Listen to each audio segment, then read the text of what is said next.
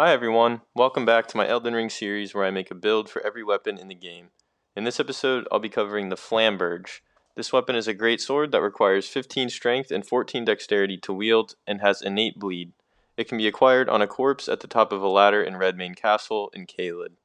For this one, I decided to go with a dexterity build with a keen infused Flamberge and an offhand banished knight shield. For my Ash of War, I am using Stamp Upward Cut, which is a basic skill that allows us to swing in a strong uppercut that can send some enemies flying into the air. I figured this would be a good weapon to use for a sword and board playstyle, thanks to its unique one-handed moveset. The one-handed heavy attacks with this sword are very wide sweeping attacks, which are good for hitting multiple enemies at a time.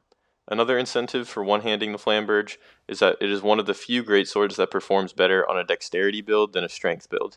This means there is really no benefit to two-handing since we don't have any strength scaling. With our open offhand, we might as well use a shield to give us access to blocking and guard counters. While shields are typically associated with strength builds, there are actually quite a few good medium shields that require only a small investment in strength. I decided to use the Banished Knight shield because it requires even less strength than the Flamberge itself, gets pretty strong guard boost, and looks awesome as part of any knight build. My playstyle consists mostly of just swinging away at enemies with light and heavy attacks, while also mixing in some guard counters and powerful uppercuts with our skill.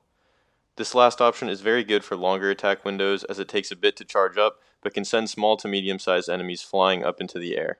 It also gets a decent bit of hyper armor, so it can be used to trade hits as well. As for the native bleed buildup on this weapon, I decided not to make this a dedicated bleed build, and just stuck with the base amount of bleed.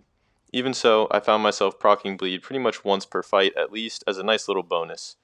If you did want to turn this into a dedicated bleed build, there are two options. First, you could use the Keen Infusion like I am with the Dex build and buff with Blood Flame Blade.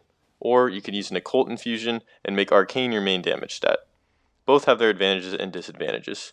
The reason I decided against one of these is that I personally think there are much better weapons for bleed builds in this game, and I already have enough of them planned as is with other videos.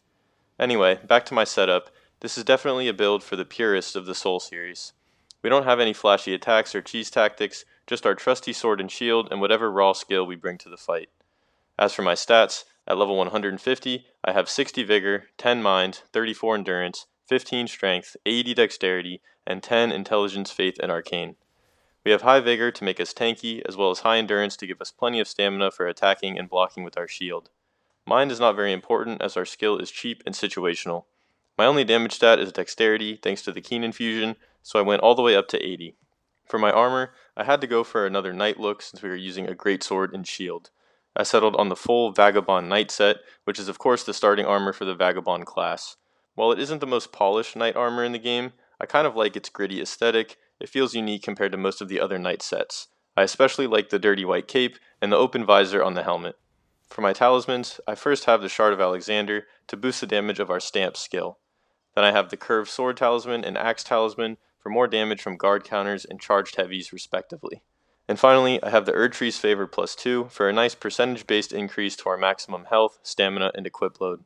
For the Flask of Wondrous Physic, I am using the Greenburst Crystal tier for more stamina regeneration, and the Opaline Hard tier for more defense.